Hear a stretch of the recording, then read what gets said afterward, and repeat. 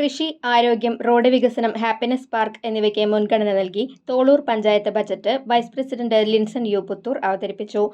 കാർഷിക മേഖല, ആരോഗ്യ മേഖല, കുടിവെള്ള പദ്ധതികൾ, ഹാപ്പിനെസ് പാർക്ക് എന്നിവയ്ക്കാണ് കൂടുതൽ ഊന്നൽ കൊടുത്തിരിക്കുന്നത്.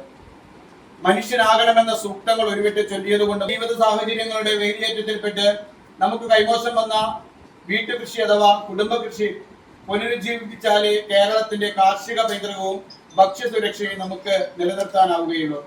നിലവിലെ സാഹചര്യം ലോകത്തെ എല്ലാ സംസ്കാരവും ഉടലെടുത്ത കൃഷിയിൽ നിന്നാണ്.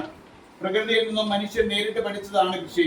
മലയാളി സംസ്കാര സമ്പന്നനായത് കൃഷിയുടെ നന്മ കൊണ്ടാണ്.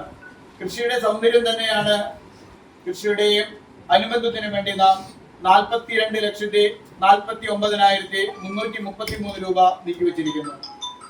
ആരോഗ്യ മേഖല പരിരക്ഷകൾ ശ്ലാഘനീയം തന്നെയാണ്. കൂടുതൽ അശരണരായ അവരിലേക്ക് സേവനം എത്തിക്കുവാൻ കൂടുതൽ ശ്രമിക്കേണ്ടതുണ്ട്. ആരോഗ്യ മേഖലയിലേക്ക് 44,02,900 രൂപ നീക്കിവച്ചിരിക്കുന്നു. പഞ്ചായത്ത് പ്രസിഡന്റ് ശ്രീകല കുഞ്ഞുണ്ണി അധ്യക്ഷത വഹിച്ചു.